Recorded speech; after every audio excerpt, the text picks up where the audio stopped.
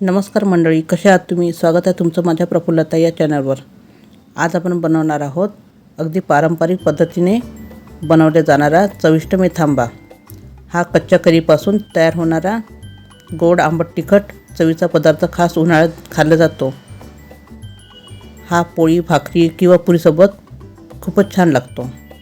तर हा मेथांबा कसा करायचा हे आपण या व्हिडिओमध्ये बघणार आहोत। तर त्यासाठी आपल्याला काय काय साहित्य लागते ते आपण बघूया। आणि तुम्हाला जर माझा व्हिडिओ आवडला असेल तर माझ्या व्हिडिओला लाईक, शेअर आणि सबस्क्राईब करायला विसरू नका। तर चला यासाठी काय काय साहित्य लागते ते बघूया। इथे आपण 2 कच्च्या कैऱ्या घेतलेल्या आहे। याला आपल्याला स्वच्छ धुवून घ्यायचे आहे आणि याचे सालं काढून घ्यायचे आहे। इथे मी याचे सालं काढून घेतलेले आहे आणि याच्या अशा फोडी चिरून घ्यायचे आहे। मी कोय सुद्धा घेतलेली आहे। इथे बघू शकता आंब्याची कोय, ती सुद्धा खूप छान लागते। आता इथे आपण कढईमध्ये तेल गरम करायला ठेवलेलं आहे।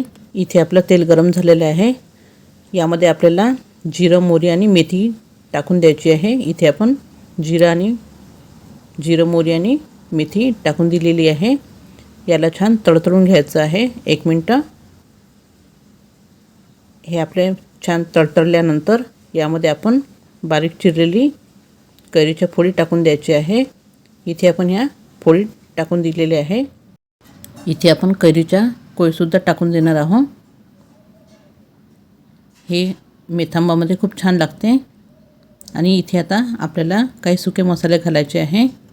सर्वात अगोदर इथे आपण हळद घालणार आहोत, याने रंग छान येतो। आणि इथे आवडीनुसार तिखट घालून घ्यायचं आहे। छान आंबट, गोड आणि तिखट अशा चवीचं होण्याकरता इथे आपण तिखट घालणार आहोत। आणि हे छान आपल्याला परतून घ्यायचं आहे।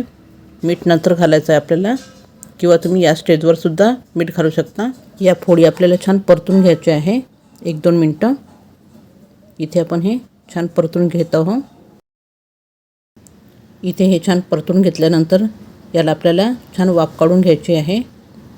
इथे आपण छान वाफ काढून घेणार आहोत। यावर मी झाकण ठेवून देते आणि छान वाफ काढून घेते। इथे मी झाकण ठेवलेलं आहे। थोड्या वेळानंतर आपण बघूया। इथे आपल्या फोडी छान शिजलेल्या आहे।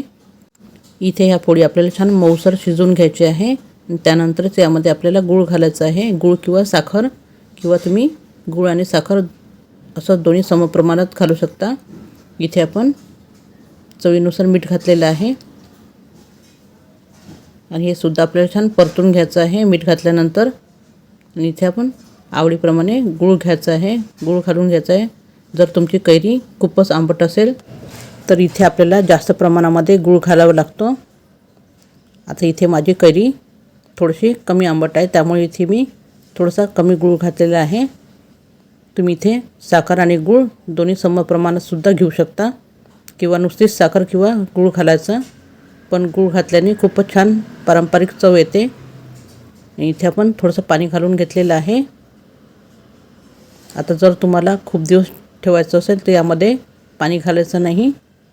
आणि जर आपल्याला 2 किंवा 3 दिवसासाठीच खायचं असेल तर तुम्ही इथे पाणी घालू शकता।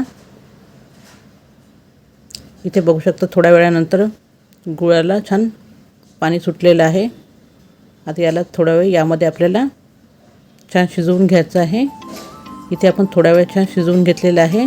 बघू शकता याचा असा छान पाक तयार झालेला आहे हलकासा।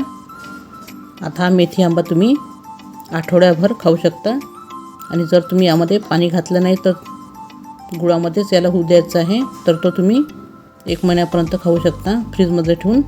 हा मेथांबा तयार झाल्यानंतर याला थोडंसं थंड करून घ्यायचं आहे आणि बॉटलमध्ये भरून फ्रीजमध्ये ठेवून द्यायचं। हा तुम्ही 1 महिन्यापर्यंत खाऊ शकता। असा हा गोड आंबट तिखट चवीचा मेथांबाची रेसिपी जर तुम्हाला आवडली असेल तर माझ्या व्हिडिओला लाईक, शेअर आणि सबस्क्राईब करायला विसरू नका।